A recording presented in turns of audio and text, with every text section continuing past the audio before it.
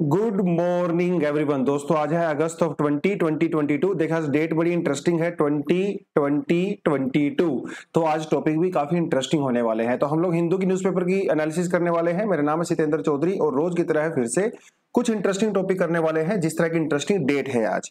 तो पहला जो टॉपिक करेंगे वो आर्य समाज के बारे में हम लोग थोड़ा सा बात करेंगे। राजा राम मोहन राय जी के बारे में थोड़ा सा बात करेंगे। ये आज के न्यूज़पेपर में नहीं है ये, लेकिन आज के दिन की न्यूज में है। एनआईए और आधार कार्ड के बारे में थोड़ा सा बात करेंगे। पूरा इशू क्या है, एनआईए के बारे में हम लोग पहले वैसे बात कर चुके हैं, लेकिन आपको यहाँ पे कंटेंट मैंने प्रोवाइड करवाया है जो आप खुद से भी पढ़ सकते हो। थोड़ा मैं आपको करवा दूंगा। डाइवर्सिटी पैक्ट ये क्या है, क्यों होने वाला है, इसके पीछे पर्पस क्या है, इंडिया का यहाँ पे क्या स्टैंड है, उसके बारे में बात करेंगे। एमपीसी यानी कि मॉनेटरी पॉलिसी कमेटी जो आरबीआई के रिगार्डिंग है, तो इन्फ्लेशन वगैरह का टॉपिक हम लोग यहाँ पे कवर करेंगे। बिल्किस बानो केस एक टॉपिक है, बड़ा ही एक अनफॉर्चुनेट सा इंसिडेंट हुआ था और अभी दोबारा से वो हुआ है इनडायरेक्ट सेंस में, तो उससे रिलेटेड है वो, उसके बारे में थोड़ा सा बात कर सकते हैं। जो 2002 के अंदर गुजरात में राइट्स हुए थे उसके रिगार्डिंग ये छोटा सा केस है। फ्रीबीज के बारे में बात करेंगे और आपको ये बात बताता चलूं कि इस आर्टिकल के पढ़ने के बाद फ्रीबीज के बारे में आपको कुछ भी पढ़ने की जरूरत नहीं है। काफी ज्यादा न्यूज में है तो हमारे मेंस के पर्सपेक्टिव से इंपॉर्टेंट तो है ही। आज के इस एडिटोरियल में मैंने सारी डायमेंशन कवर करी हैं। फ्रीबीज क्या होता है, इसके पॉजिटिव एस्पेक्ट क्या है, इसका नेगेटिव एस्पेक्ट क्या है, इसका वे फॉरवर्ड क्या हो सकता है। तो इसके बाद आपको इस टॉपिक के बारे में पढ़ने की कतई जरूरत नहीं है और यहां से हम लोग बेसिकली एक आज का मेंस का आंसर भी लिख सकते हैं। ठीक है, तो वो भी मैंने दिया हुआ है, उसको आप प्रैक्टिस कर सकते हो। कुछ मिसलेनियस भी हमारे पास है, आर्टिकल्स वगैरह एमसीक्यूज कुछ हमने पे डाले हैं। एक बार ब्रीफली देख लेते हैं आज फ्रंट पेज पे क्या न्यूज है। फ्रंट पेज पे जो न्यूज है वो सबसे पहले तो भैया सीबीआई के छापे पढ़ ही रहे हैं। तो इस बार जो सीबीआई का छापा पड़ा है कल, वो कहां पे पड़ा है, वो पड़ा है दिल्ली के डेप्यूटी चीफ मिनिस्टर सिसोदिया जी के घर पे। उन्होंने छापा डाला है सीबीआई ने। क्यों डाला है, क्या डाला है, कोई खास हमारे लिए वैसे इंपॉर्टेंट नहीं है, लेकिन जो बच्चे थोड़ा सा क्यूरियस रहते हैं इस तरह की न्यूज को लेके, उनके लिए बता दो कि इंडियन एक्सप्रेस के अंदर बेसिकली आज एक आर्टिकल आया है इसी के बारे में कि सीबीआई की पूरी कार्रवाई क्या है। हल्का सा आपको इंट्रोडक्शन दे देता हूं, थोड़ा सा मैं भी क्यूरियस हूं इस मामले में।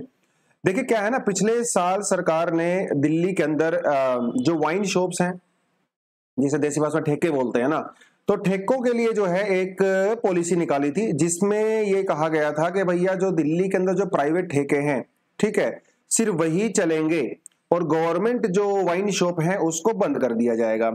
दूसरी बात, उस पॉलिसी के अंदर जो कि 2021-2022 में थी, ये भी कहा गया था कि प्राइवेट जो मतलब जो वाइन शॉप होती हैं, जो ठेके होते हैं, वो डिस्काउंट भी दे सकते हैं। पहले क्या होता था, पहले वो सिर्फ एमआरपी के ऊपर ही दारू बेच सकते थे, है ना, वाइन बेच सकते थे, शराब बेच सकते थे, अल्कोहल बेच सकते थे।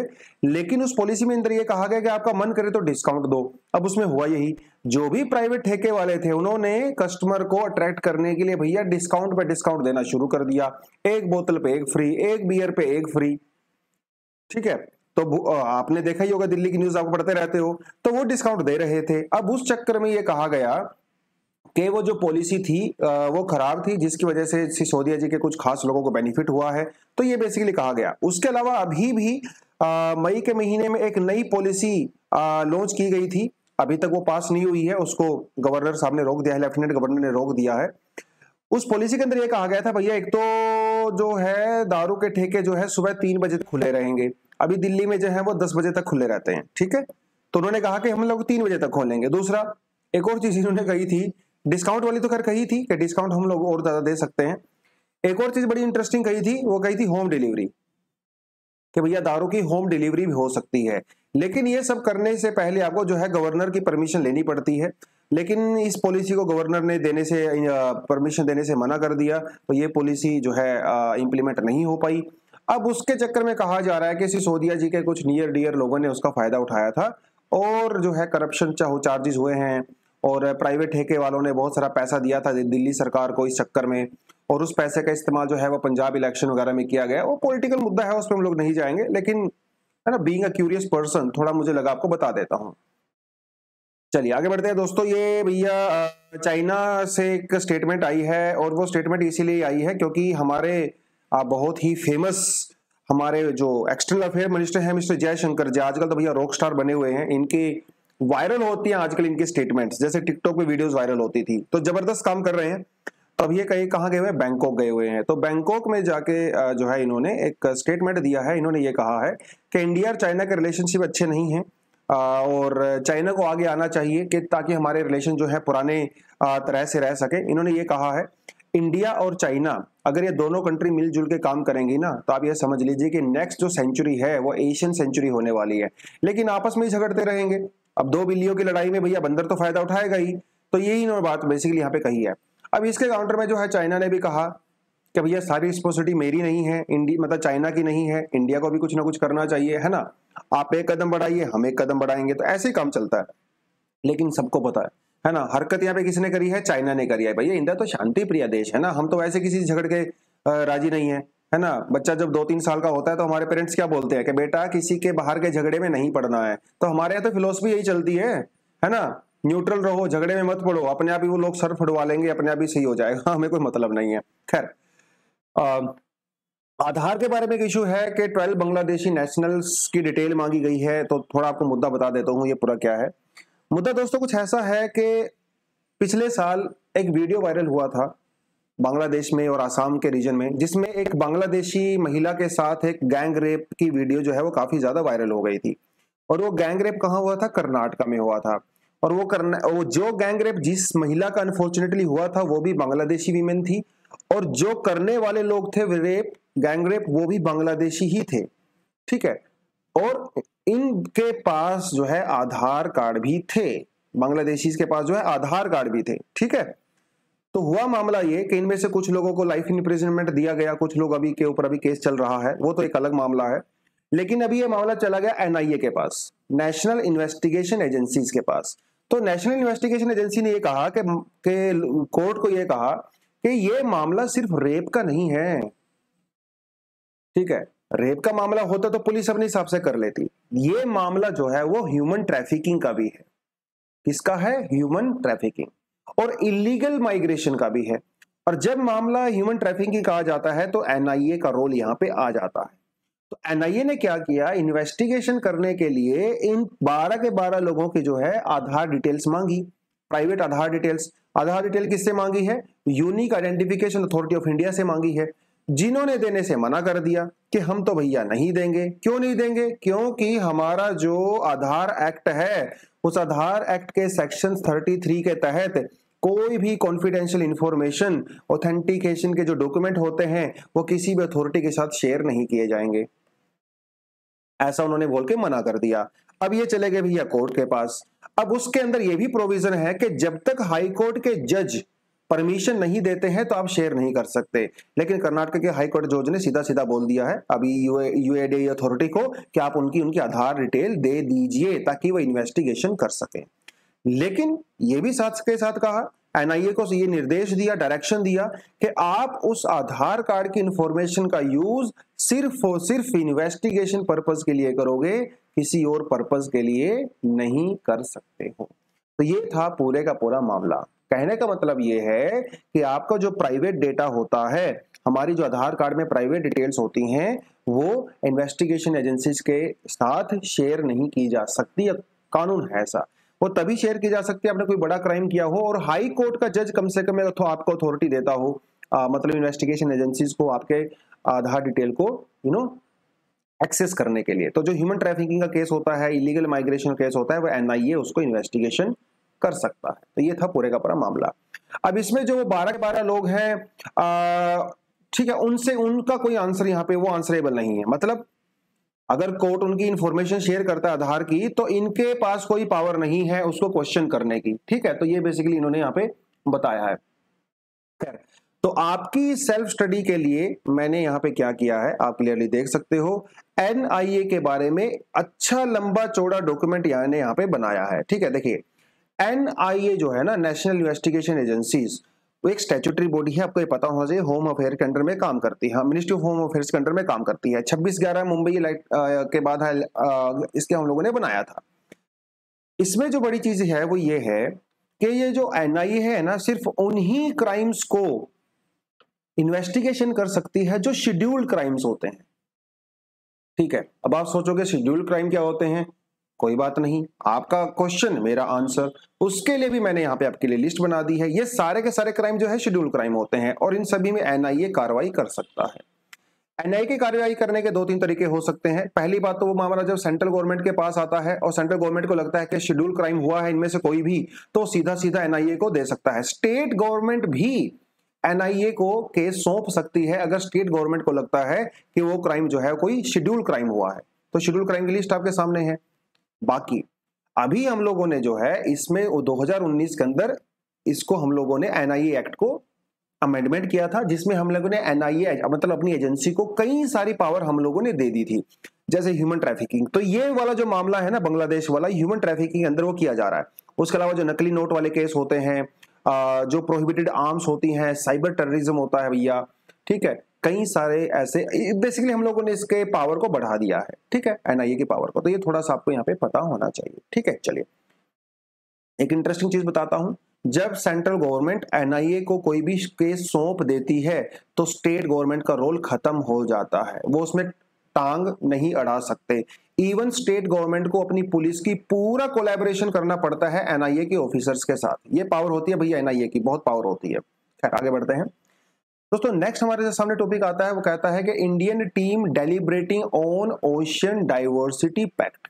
ये कहानी बता देता हूं आपको क्या है। कहानी कुछ ऐसी है, देखिए, जो मान लो कोई भी कंट्री है, मान लो ये कंट्री है, ठीक है, अब इस कंट्री की एक टेरिटरी होती है 12 नॉटिकल माइल तक, ठीक है, ये इसका टेरिटोरियल वाटर होता है। टेरिटोरियल वाटर से आगे जो भी ओशियन वाटर होता है उसे हम लोग हाई सी कहते हैं। क्या कहते हैं? High seas. अब हाई सी के अंदर बहुत सारी कंपनीज जो है वो अपनी इकोनॉमिक एक्टिविटी करती हैं। वो माइनिंग भी कर सकती हैं, ठीक है, और करती भी हैं, या फिर वो डीप सी ऑपरेशंस करती हैं। तो इससे क्या होता है? ओशन डाइवर्सिटी को नुकसान होता है, ठीक है। उसी चक्कर में यूनाइटेड नेशन ने ये डिसाइड किया है कि हम लोग कोई ऐसा इंटरनेशनल कानून बनाएंगे जिसके तहत जो भी कंपनी अगर वो हाई सीज के अंदर कोई ऑपरेशन करती है, ठीक है, तो उसको थोड़ा सा रेगुलेट किया जा सके, ठीक है। अभी यहाँ पे जो कंपनी काम कर रही है हमारे पास उसकी इंफॉर्मेशन नहीं होती। वो जो भी यहाँ से पैसा कमाती है वो किसके पास जाता है? वो उस देश के पास जाता है जहां की वो कंपनी है, कंपनी के पास रहता है। इसके बारे में भी हमारे पास कोई ज्यादा इंफॉर्मेशन है नहीं। मजेदार बात यहाँ पे ये है कि ये कंपनी सिर्फ वहां पे जो है सिर्फ क्रूड ऑयल या फॉसिल फ्यूल्स को ही डिस्कवर नहीं करती हैं, बल्कि वहां की जो बहुत सारी जो बायोटेक्नोलॉजी आजकल इतनी ज्यादा चेंज हो गई है, जेनेटिक इंजीनियरिंग इतनी ज्यादा एडवांस हो गई है कि वहां की जो है बायोडाइवर्सिटी का भी ये लोग यूज करते हैं। मतलब वहां पे बहुत सारे ऐसे बैक्टीरिया वगैरह हो सकते हैं, ऐसे वायरस वगैरह हो सकते हैं जिसका वो लोग यूज करते हैं। उनमें से बहुत सारे ऑर्गेनिजम्स ऐसे हो सकते हैं जिनकी अभी तक डिस्कवरी भी नहीं हुई है। तो ये लोग उनका मिसयूज ना कर लें, है ना, ऐसा हो सकता है मिसयूज कर सकते हैं। उसी लिए एक इंटरनेशनल कानून बनाया जाना जरूरी है, ठीक है। तो इसके लिए जो अभी न्यूयॉर्क में यूनाइटेड नेशन की एक मीटिंग हो रही है। तो होगा क्या अगर ये पास हो जाता है, अगर मैक्सिमम कंट्रीज इसको अडॉप्ट कर लेते हैं, तो बाइंडिंग जो है वो आपके ऊपर सैंक्शंस लगाए जा सकते हैं। मतलब बाइंडिंग अग्रीमेंट होगा, ये एक तरह से प्रोटोकॉल होगा।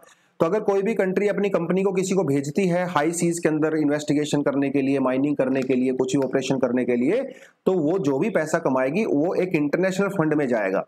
उस इंटरनेशनल फंड में से फिर बाद में वो कहीं और यूज हो सकता है। तो ये बेसिकली पूरे का पूरा मामला है। इंडिया ने भी अभी जो है एक अपनी ब्लू इकोनॉमी पॉलिसी लॉन्च की है 4000 करोड़ रुपए की, जिसमें से इंडिया भी जो है कई सारे प्रोजेक्ट डीप सी माइनिंग करने वाला है। लेकिन इंडिया तो भैया आपको पता ही हमारा कंट्री कैसा है, हम लोग तो सीधा सीधा कहा है अगर कोई इस तरह का अग्रीमेंट होता है तो हम तो उसको भैया डायरेक्टली एक्सेप्ट कर लेंगे, क्योंकि वैसे भी इंडिया ज्यादा डीप सी माइनिंग वगैरह करता नहीं है, राइट। तो इंडिया को तो वैसे भी कोई दिक्कत नहीं है।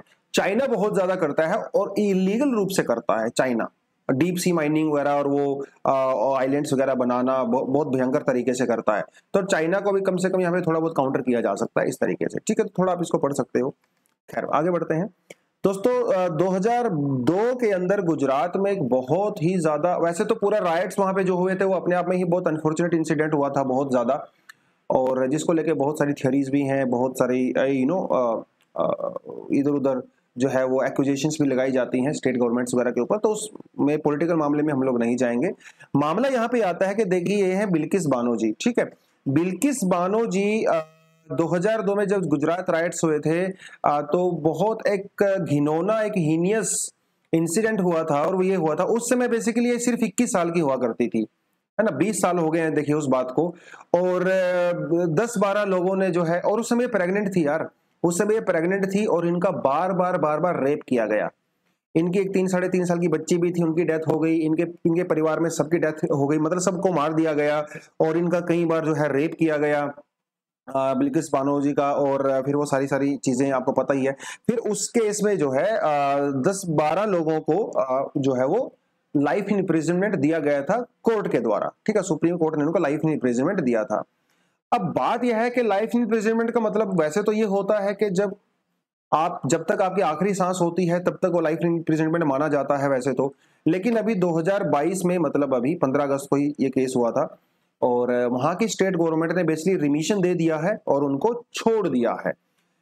अब देखिए, चलो छोड़ भी दिया, चलो एक बात वो भी डाइजेस्ट हो जाती है कहीं ना कहीं, क्योंकि कानून के तहत है, स्टेट गवर्नमेंट के पास पावर हो सकती है, आपने वो कर दिया। बात यह है कि जब वो लोग जेल से आए, भैया उनका स्वागत किया गया, उनको मालाएं पहनाई गई, उनकी जय जयकार की गई।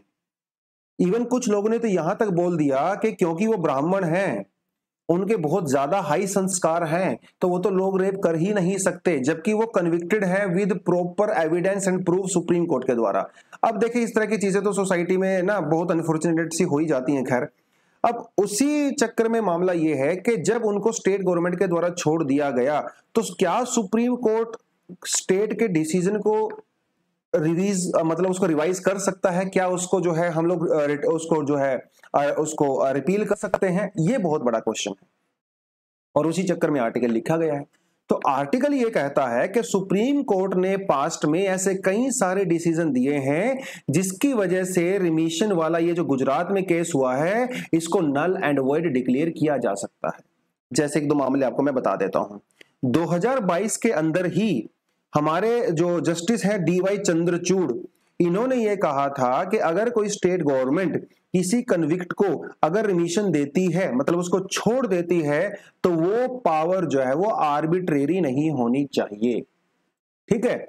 मतलब ऐसा ना हो कि स्टेट गवर्नमेंट ने किसी फेवर में उनको जो है वो रिमिशन दिया है, उसकी पूरी तरह से जांच होनी चाहिए। उसके अलावा हरियाणा और state of Haryana versus Mohinder Singh case हुआ था, उस केस में भी यही कहा था सुप्रीम कोर्ट ने कि जब कोई स्टेट गवर्नमेंट किसी भी कन्विक्ट को, किसी अपराधी को रिमिशन देती है, तो वो रिमिशन का आर्गुमेंट बिल्कुल रीजनेबल होना चाहिए और इन्फॉर्म्ड होना चाहिए। अपनी मर्जी से किसी को भी आप लोग रिमिशन नहीं दे सकते, मतलब किसी की फेवर नहीं कर सकते हो, तो ये उन्होंने कहा था। इवन और भी थोड़ा आप आगे जाएं, लक्ष्मण नस्कर और यूनियन ऑफ इंडिया केस में भी सुप्रीम कोर्ट ने एक्चुअली 5 कंडीशन रखी थी किसी भी अपराधी को रिमिशन देने से पहले। अगर ये 5 कंडीशन सेटिस्फाई होती हैं तो उसको रिमिशन दी जा सकती है, अदरवाइज उसको रिमिशन नहीं दी जा सकती, उसको जेल में ही आप बंद रखोगे। तो इन्होंने क्या कहा था? पहली बात यह कहा था कि वो जो ऑफेंस किया गया था उस अपराधी के द्वारा, क्या वो सोसाइटी को ओवरऑल इंपैक्ट करता है, तो ये देखा जाना चाहिए। दूसरी बात, क्या इस बात के चांसेस हैं कि रिमिशन देने के बाद वो अपराधी उसी सेम क्राइम को रिपीट करेगा कि नहीं करेगा, ये भी देखा जाना चाहिए। ये भी देखा जाना चाहिए कि क्या जो वो क्राइम है, ठीक है, जो वो क्राइम है जो कन्विक्ट वहां पे हुआ है, क्या उसके अंदर कुछ सुधार हुआ है कि नहीं हुआ है, ये भी देखा जाना चाहिए। ये भी देखा जाना चाहिए कि उस कन्विक्ट को जेल में भेजने का जो पर्पस था, क्या वो हम लोगों ने अचीव किया है कि नहीं किया है। यह भी देखा जाना चाहिए कि उस कन्विक्ट की जो फैमिली है उसकी सोशो इकोनॉमिक कंडीशंस कैसी हैं। तो ये 5 सिचुएशन अगर फुलफिल होती हैं तभी उसको रिमिशन दिया जाना चाहिए। तो अभी गुजरात में जब लोगों को छोड़ा गया है, तो क्या ये कंडीशन सेटिस्फाई होती थी, या फिर सीधा स्टेट गवर्नमेंट ने किसी पॉलिटिकल पार्टी को खुश करने के लिए, या किसी पर्टिकुलर कास्ट को खुश करने के लिए, या पर्टिकुलर किसी कम्युनिटी को खुश करने के लिए उनको छोड़ा है? अब ये जो है बहस का मुद्दा है। अब ये देखना बड़ा इंटरेस्टिंग रहेगा, क्या सुप्रीम कोर्ट इस पूरे मामले में इंटरफेयर करता है या नहीं करता है। तो ये दोस्तों पूरे का पूरा मामला था। आगे बढ़ सकते हैं हम लोग। Resolution confuses more than it clarifies, ठीक है। लेकिन इस टॉपिक में आगे जाने से पहले एक छोटी सी अनाउंसमेंट, वो ये है कि हम लोगों ने एनसीईआरटी का कोर्स लॉन्च किया है। 11 तारीख से हम उसको शुरू करने वाले हैं। 6 स्टैंडर्ड से लेकर 12 स्टैंडर्ड तक पूरी एनसीईआरटी आपकी कवर की जाएगी और इतनी अच्छे से डिटेल में कवर की जाएगी कि यहाँ से आपका पूरा बेसिक कवर हो जाएगा, क्योंकि आपको पता है कि एनसीईआरटी हमारा पूरा फाउंडेशन होता है। एक बार आपका बेसिक्स पूरे कवर हो गए तो उसके बाद आप सेल्फ स्टडी भी बहुत आराम से कर सकते हो। ये लिंक आपको नीचे मिल जाएगा डिस्क्रिप्शन बॉक्स में, जाके क्लिक करिए, पूरी इंफॉर्मेशन आपको उसके बारे में मिल जाएगी। आप ज्वाइन करेंगे तो हम लोग एनसीईआरटी में एक साथ आगे बैठ के बात कर सकते हैं और ये लाइव सेशन होने वाला, आप टीचर से सवाल भी पूछ सकते हो। ठीक है, अच्छा है। और अगर आपको आर्टिकल अच्छे लग रहे हो तो वीडियो को लाइक तो आपने करना ही करना है, राइट। चलिए, एक और जो टॉपिक शुरू मेरा छूट गया वो ये था, आज के दिन बड़ा कुछ इंपॉर्टेंट इंसिडेंट हुए थे और वो यही थे कि कल तो देखे हम लोगों ने किसके बारे में पढ़ा था, बोस जी के बारे में पढ़ा था। तो एक दो बच्चों ने कमेंट किया था कमेंट सेक्शन में, कोई अच्छी सी बुक बता दीजिए सर, हम लोग जो बोस जी के बारे में पढ़ सकते हैं। देखिए, एक बोस जी के अगर जीवन आपको पढ़ना है तो आप ये बुक पढ़िए। ठीक है, इनका पूरा स्ट्रगल आपने पढ़ना है तो ये बुक पढ़िए। ये बुक भी है द स्प्रिंगिंग टाइगर के नाम से। ह्यूज टॉय, ये huge toy basically British officers थे और ये नेताजी सुभाष चंद्र बोस के को पकड़ने का काम इन्होंने किया था और इन्होंने मतलब पूरा इन्वेस्टिगेशन वगैरह किया। तो एज एन ऑफिसर ये नेताजी के बारे में क्या सोचते हैं, बहुत शानदार बुक है ये। किसी तरह का बायसनेस इसमें नहीं है। ठीक है, नेताजी को एज अ पर्सन इसमें दिखाया गया है पूरी तरह से। ऐसा नहीं है कि ह्यूज रोटोए थे, ये इनके दुश्मन थे, पकड़ना चाहते थे इनको डेफिनेटली, लेकिन एज अ पर्सन इन्होंने इनकी कहानी के बारे में लिखा है जो इन्होंने इन्वेस्टिगेशन के दौरान पता किया। तो ये भी आप पढ़ सकते हो, काफी अच्छी इंसाइट आपको यहाँ से मिलेगी। एक है ना अलग पर्सपेक्टिव पता होना चाहिए आपको, राइट। जैसे मतलब आजकल तो वो समाज ऐसा रहा नहीं, अनफॉर्चुनेटली। हम तो लोग आजकल एक ही पर्सपेक्टिव सुनते हैं, है ना, अपना अपोजिट पर्सपेक्टिव सुनना लोगों ने बंद ही कर दिया है ना, कान बंद कर लेते हैं। वो सिर्फ ऐसे लोगों की आवाजें सुनना चाहती हैं जो उनको पसंद है। अपोजिट पॉइंट ऑफ व्यू तो सुनना ही बंद कर दिया लोगों ने अनफॉर्चुनेटली सोसाइटी में, ऑल ओवर द वर्ल्ड, है ना। सिर्फ कैंसिल कल्चर बोलते हैं इसको, कैंसिल कल्चर। जो आपको चीज पसंद है मैं तो वही करूंगा, जो लोग मुझे मेरी जैसे लोग हैं मैं उनको ही सुनूंगा, उनके साथ ही बैठूंगा, उनके साथ ही बातचीत करूंगा। जो चीजें मुझे पसंद नहीं है, जो इंसान मुझे पसंद नहीं, उसे मैं कैंसिल कर दूंगा, सुनूंगा ही नहीं भाई, बात खत्म, ब्लॉक कर दूंगा सीधा सीधा। तो कैंसिल कल्चर आजकल चल गया है जो काफी खराब है। तो ये उन बच्चों के लिए है जो कैंसिल कल्चर में बिलीव नहीं करते, अपोजिट पर्सपेक्टिव से भी जो है आप बोस जी की जीवनी को पढ़ना चाहते हो तो आप ये पढ़ सकते हो। बाकी आज के दिन ब्रह्मो समाज का पहला सेशन हुआ था 20 अगस्त 1928 के अंदर। तो राजा राम मोहन राय जी के बारे में हम लोग पहले बहुत बार बात कर चुके हैं। भैया इन्हें कहा जाता है मेकर ऑफ मॉडर्न इंडिया।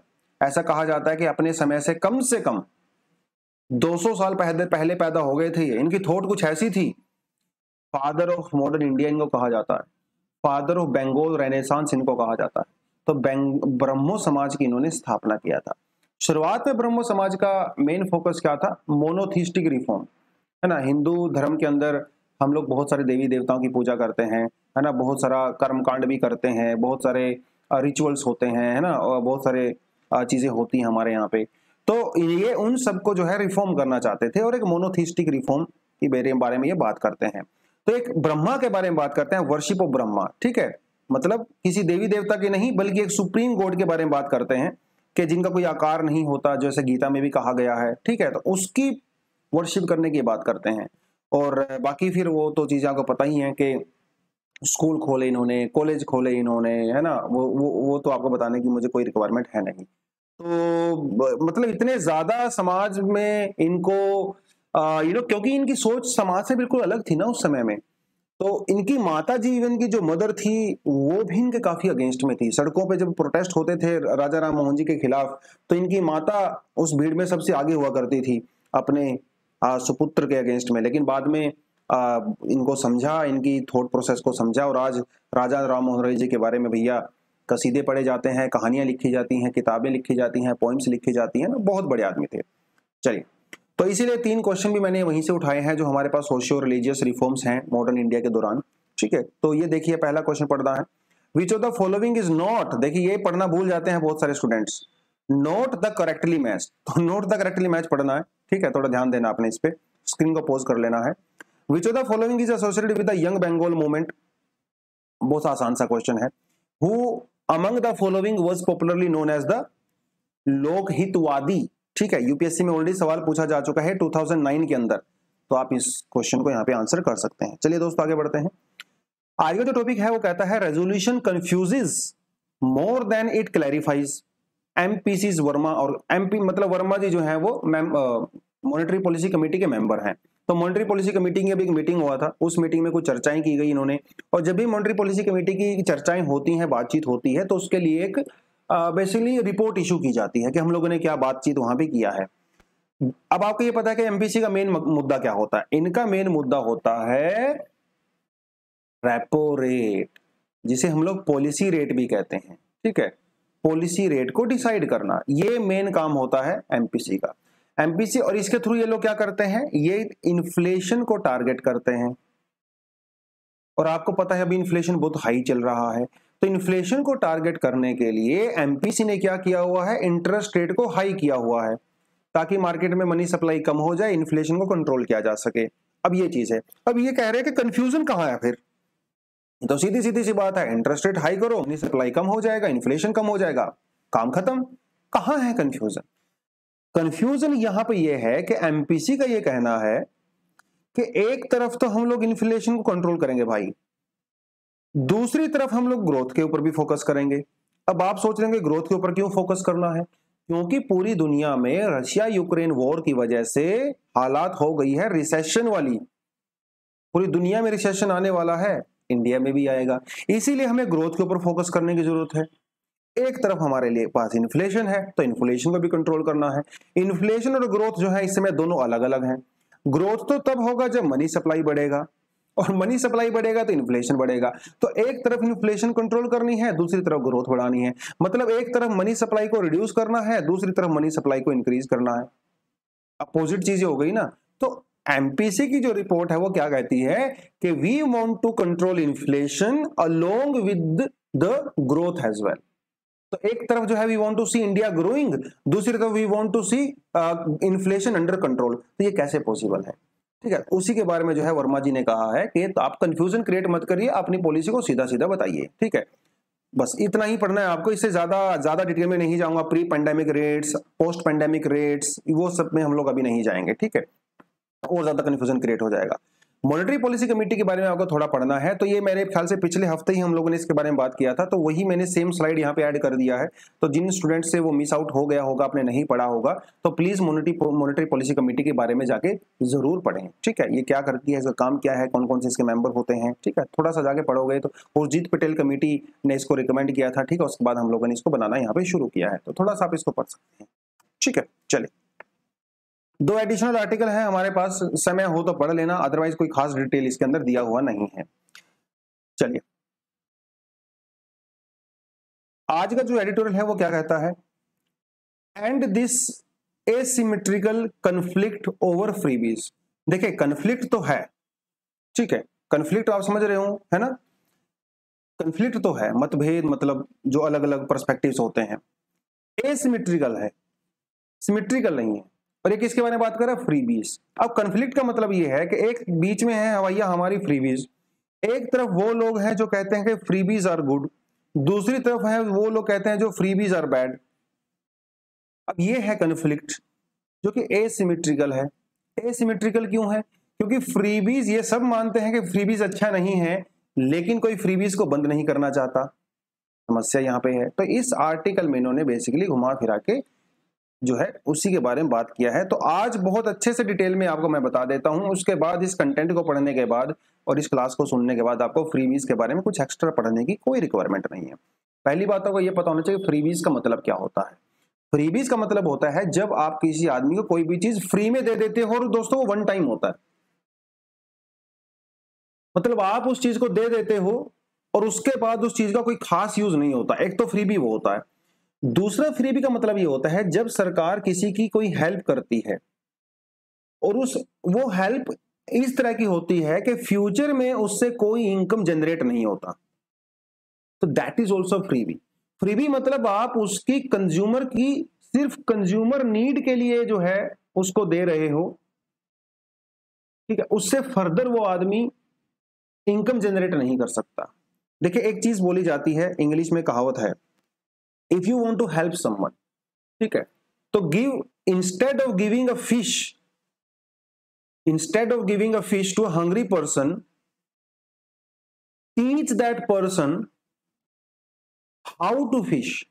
समझ रहे हो कि किसी भूखे आदमी को भोजन देने की बजाय उसको ये सिखाओ कि भोजन कैसे बनाते हैं। उसको फिश देने की बजाय उसको फिश पकड़ना सिखाओ। अगर फिश पकड़ना सिखाओगे तो वो जिंदगी भर के लिए जो फिश पकड़ के खा सकता है। लेकिन आप उसको एक बार फिश दे दोगे तो एक बार पेट भर जाएगा, अगली बार फिर आपके सामने कटोरा लेके खड़ा हो जाएगा कि मुझे फिश चाहिए। तो बेसिकली ये पूरा मामला है। फ्रीबीज का मतलब है हम उसको सिर्फ फिश दे रहे हैं, उसको फिशिंग नहीं सिखा रहे हैं। ये थोड़ा आप इस तरह से समझ सकते हो। खैर, इंपैक्ट क्या होता है फ्रीबीज का? एक्सपेंडिचर साइड के ऊपर काफी ज्यादा इंपैक्ट होता है। जैसे लोन वेवर दिया जाता है किसानों को, है ना, करोड़ों रुपए महाराष्ट्र के अंदर जो है कितना ज्यादा लोन वेवर दिया गया। तो इससे क्या होता है, इससे जो गवर्नमेंट का जो एक्सपेंडिचर होता है वो बढ़ जाता है कि नहीं, बढ़ जाता है। रेवेन्यू साइड में क्या इंपैक्ट होता है? रेवेन्यू साइड में तो सीधी सी बात है, जैसे आप बात करें, जैसे फ्री वाटर दिया जाता है, फ्री इलेक्ट्रिसिटी दिया जाता है ना, वो सब चीजें दी जाती हैं। बसों में जो है वो फ्री किराया वगैरह माफ कर दिया जाता है। तो उन चीजों से क्या होता है, तो टैक्स कलेक्शन बहुत ज्यादा कम हो जाती है, ठीक है, क्योंकि यहीं से तो आपको टैक्स आता है, यहीं से टैक्स कलेक्शन आपका खत्म हो जाता है। सब्सिडी पेमेंट वगैरह जो सरकार के द्वारा दी जाती है तो उससे सरकार का रेवेन्यू खत्म हो जाता है। हमारी जो डिस्ट्रीब्यूशन कंपनीज हैं, मतलब इलेक्ट्रिसिटी डिस्ट्रीब्यूशन जो कंपनीज हैं, उनका कितना करोड़ों रुपए रेवेन्यू जो है वो खत्म हो गया है। करोड़ों रुपए रेवेन्यू खत्म हो गया क्योंकि सरकार सब्सिडी दे रही है। तो ये दोनों नुकसान तो है ही, पॉलिटिकल लेवल पे भी यहाँ पे नुकसान है। तो ये पॉलिटिकल पार्टीज क्या करती हैं, एक दूसरे से कंपटीशन करने के लिए ज्यादा से ज्यादा फ्रीबीज का प्रॉमिस करती हैं, बाद में इसको फुलफिल कर नहीं पाती, जिसकी वजह से जनता का पॉलिटिकल पार्टीज के ऊपर विश्वास खत्म हो जाता है और ओवरऑल जो है डेमोक्रेसी के ऊपर विश्वास खत्म हो जाता है ना। हमारे जो सोर्सेज हैं उनका वेस्टेज हो जाता है। तो ये तो कुछ इंपैक्ट हमारे यहाँ पे होते हैं, लेकिन बहुत सारे इश्यूज भी हैं, है ना, जैसे डेट, भैया कर्जा बढ़ जाता है। आपको ये पता है पंजाब की जीडीपी जितनी है ना, उसका 53% पंजाब के ऊपर कर्जा चढ़ा हुआ है। मतलब अगर पंजाब की गवर्नमेंट 100 रुपया अर्न करती है तो 100 में से भैया उसको 54 रुपया उसको कर्जे में देना है। सिर्फ 46 रुपीज उसके पास बचते हैं। उस 46 रुपीज में से भी पंजाब की सरकार 30 रुपए कहां दे देती है, सैलरी में और पेंशन में। समझ रहे हो, सैलरी में और पेंशन में, बाकी 10-12 रुपए जो बचे हैं सिर्फ वही डेवलपमेंट के लिए खर्चा होता है। इसीलिए पंजाब में पिछले कई डेकेड से डेवलपमेंट बिल्कुल रुक गया है। Why? Because of high debt burden. सिर्फ पंजाब का यही हाल नहीं है, कई सारे स्टेट्स का यह हाल है। वो सोशल इनइक्वालिटी बढ़ती है, वो तो डेफिनेटली बढ़ेगी ही, ठीक है। आप ये मान के चलिए, जैसे जो बड़े बड़े कॉर्पोरेट्स होते हैं, ठीक है, बड़े बड़े कॉर्पोरेट्स को आपने बेनिफिट दे दिया, उनको आपने सब्सिडी दे दिया, इंसेंटिव दे दिया, लेकिन छोटे कॉर्पोरेट्स का क्या, उनको तो नुकसान हो जाता है। दूसरी बात, जैसे हम लोग लोन वेवर की बात करते हैं, तो यूजली लोन वेवर का बेनिफिट किसको मिलता है, जो बड़े किसान होते हैं। छोटे किसानों को तो बेनिफिट होता नहीं, क्योंकि छोटा किसान तो वैसे ही बेचारा बैंक से लोन लेता नहीं है। तो इससे क्या होता है, इससे हमारा सोशल इनइक्वालिटी बढ़ जाता है ना, पॉपुलेशन के बीच में। वो तो बड़ी चीजें हो ही गई। उसके अलावा क्या होता है, फिस्कल इंबैलेंस हो जाता है, ठीक है, इनकम सरकार की कम हो जाती है, एक्सपेंडिचर ज्यादा हो जाता है, फिस्कल डेफिसिट बढ़ जाता है, ठीक है। तो इन्होंने एक बात वो बोली है। दूसरी बात, इन्होंने एक बड़ी इंपॉर्टेंट चीज ये कही कि freebies in the form of incentive benefit the upper class elite. आपकी मैं बात बताता चलूं दोस्तों, इंडिया में जो बड़ी प्राइवेट कंपनीज हैं उसमें से 93% जो बोर्ड मेंबर्स होते हैं वो हायर कास्ट से होते हैं, ठीक है, हायर कास्ट। जो एमएसएमईज होती हैं, एमएसएमईज 75% से ज्यादा जो ओनर हैं इनके और जो बोर्ड मेंबर हैं वो हायर कास्ट से होते हैं।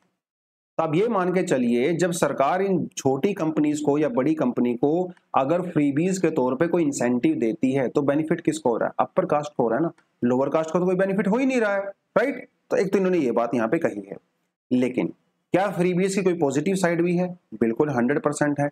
इवन फ्रीबीज की पॉजिटिव साइड ज्यादा है, नेगेटिव साइड कम है।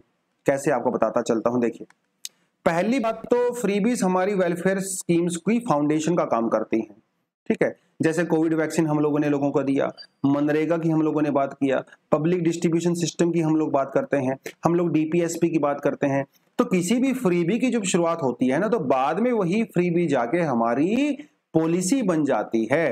पॉलिसी मतलब जो डीपीएसपी के अंदर लिखा होता है, ठीक है। तो डीपीएसपी के लिए फाउंडेशन का काम करता है। पहली, जैसे मिड डे मील की हम लोग बात करते हैं, शुरुआत तो इसकी कैसे होती है, it's also like a freebie ना, है ना, बच्चों को फ्री में अनाज दिया जा रहा है, लेकिन बहुत बेनिफिट होता है इसका, बहुत बेनिफिट होता है। एक तो बच्चों का न्यूट्रिशन लेवल बढ़ा, है ना, बच्चों की एनरोलमेंट बढ़ी स्कूल की तरफ, है ना, और चाइल्ड लेबर कम हो गया मिड डे मील की वजह से, तो ये भी तो एक तरह का फ्री भी है, बात समझने वाली है, राइट। और क्या इन्होंने बात कही, जैसे उड़ीसा के अंदर एक सिस्टम है कालिया, तेलंगाना का एक सिस्टम शुरू हुआ था ऋतु बंधु, जिसमें जो है किसानों को बेनिफिट दिया जाता था, तो ये भी एक फ्रीबी की तरह यूज हुआ था। लेकिन इसका इतना बेनिफिट हुआ किसानों को कि फिर सरकार ने जो है किसान सम्मान निधि बना दिया सेंट्रल लेवल पे। तो शुरुआत एज ए फ्रीबी होती है, लेकिन बाद में वो फुल फ्लेज पॉलिसी का रूप ले लेती है, जिसे हम लोग वेलफेयर स्कीम कहते हैं।